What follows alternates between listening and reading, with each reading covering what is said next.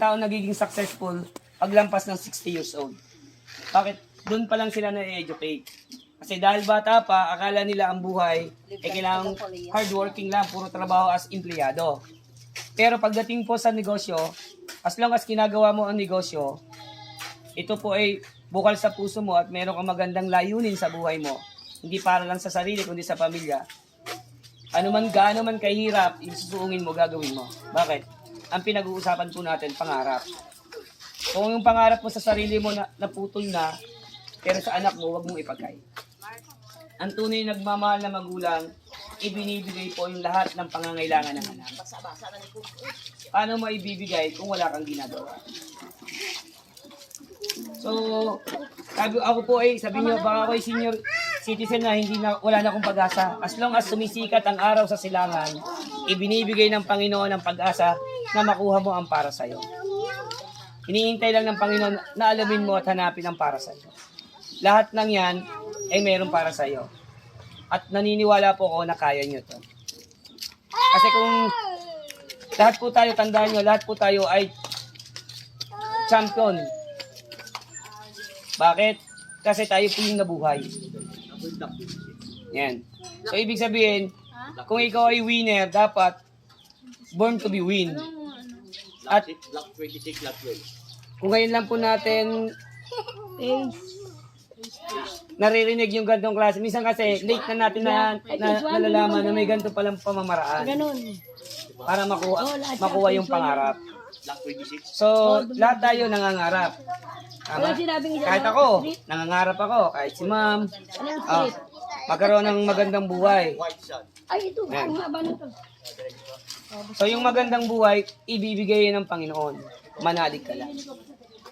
At yung mga bagay na yan, dapat kiniklaim mo. Ngayon pa lang, dapat napipil mo na mangyayari. Bakit? Lahat ng mga reaction mo, naririnig yan ni universe. At lagi niyo pong tatandaan, si Jesus Christ represent as universe. So, naririnig niya kung ano yung panalangin mo. May hinihintay lang siyang gawin mo. Kailangan mo lang umaksyon. Hindi pinag-uusapan kung bata ka, hindi pinag-uusapan kung matanda ka na. Ang pinag-uusapan dito, gusto mo bang makuha ang pangarap mo? At kung gusto niyo po itong makuha, pagtulungan natin. Dahil po ang magkaroon po ng magandang kalusugan, isa po yung magandang pangarap. Maraming bata ngayon namamatay. Bakit? Hindi siya healthy. Pero bakit merong mga maedad na mas malakas pa? Bakit? Dahil holistic yung pamamaraan ng pamumuhay nila. Hindi nila inabuso yung sarili. No? Napakahalaga po na tayo po ay educated sa maraming bagay. Kaya tayo hindi kumikita kasi wala tayong sistema paano magpalaki ng pera. Dito, sa ganitong klase ng business, kikita ka as long as gusto mong kumita. Yung hirap, given yan. Lahat naman ng bagay mahirap. Walang madali, walang instant. Lahat naman ng negosyong lumago ay galing sa paghihirap. Kailangan po natin mag-take tayo ng risk. Kasi hindi mo malalaman magtatagumpay ka kung hindi mo susubukan. Kinakailangan mo munang masaktan. Kinakailangan mo munang mahirapan.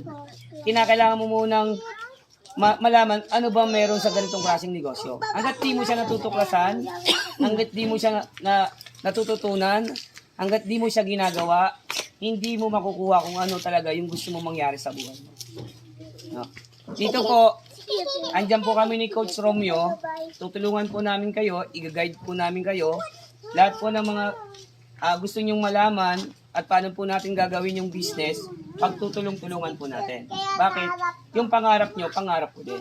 Kaya pagtulungan po natin. Alam ko po na mayroon kayong malaki yung pangarap nyo, hindi lang sa sarili nyo. Ngayon po, kailangan po natin i-build kung ano po yung pangarap natin.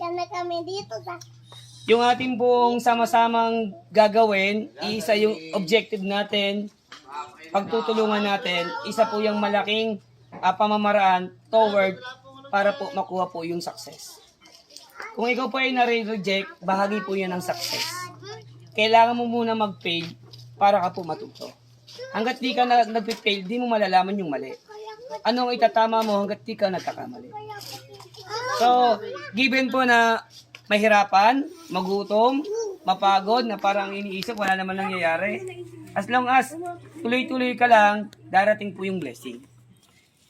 Kung naniniwala ka na ibibigay ni Lord sa oras na to, yung mga bagay na gusto mong mangyari, paniwalaan mo yan. Maniwala ka. Bakit? Simple lang. Kung ang buhay nga mo, kaya niyang ibigay, pera pa kaya. Dahil wala naman tayong pwedeng ipagmalaki sa Kanya. As long as hinihingi natin sa Kanya, ibibigay nito. Kailangan lang maniwala, manali ka, at ang tinatanong, kaano ka ba nananampalataya na kayang baguhin ng Panginoon ang buhay mo? Dahil marami kang kakilala. Di ba, dun po sa ating kuwan, sinasabi ko, kailangan mo lang dalawa nakakilala na mataas pa ang pangarap kay sayo. Nagagawin ang ganitong klase ng negosyo para matupad yung pangarap. Sabayan mo lang. Kasi baka ito yung timing para sa laging may perfect timing. So si company, timing para sa atin, bakit? Bago siya. Stable si company, bakit? Yung mother company, tayo po yung manufacturer ng iba't ibang company para po sa kanilang product. Kaya po, thankful po tayo, bakit? Yung minamarket po natin, in demand po sa market. Kagaya po ng juice natin. Marami sa inyo nakarinig na yung bumera ay nagpatok sa merkado. Maraming napagaling. Yung purple corn na isa sa active ingredient ng juice natin, alam natin na maganda yung naibibigay na anti-cancer. Di ba maraming gumaling? So, dito hindi ka lang gagaling. Kikita ka pa rin. Laging ilalagay niyo po sa isip niyo, magkano ba yung kita na gusto mong maging income? Kasi kung ang gusto mo lang income ay 500 lang isang araw, yun lang ibibigay ni Lord kasi yun lang ang gusto mo. Handa mo ha, ang ibinibigay ni Lord sa'yo ay yung gusto mo lang. Pero kapag naghangad ka, ito ay makatao mong ginagawa, lagi mo isinasangguni sa Panginoon, ibibigay niya sa'yo. Dahil kahit kailan, hindi naging madamot ang Panginoon sa atin. Lahat ibinibigay. Lalo na, laging may perfect timing. Kung kailang ikaw ay kapos na, basta humingi ka sa Kanya, ibibigay niya. Alam ko na experience niya yan. Kaya ipag-pray nyo na itong business na to, ito na yung ating stepping stone para makuha yung pangarap. Hindi pa huli ang lahat. Kaya nga ito ay calling na ni Lord na subukan natin para malaman natin ano ba yung meron sa negosyo. Kasi kung hindi natin susubukan, hindi natin malalaman ang sagot sa uli. Kaya magtulungan po tayo. So yun lang po. Maraming pong salamat.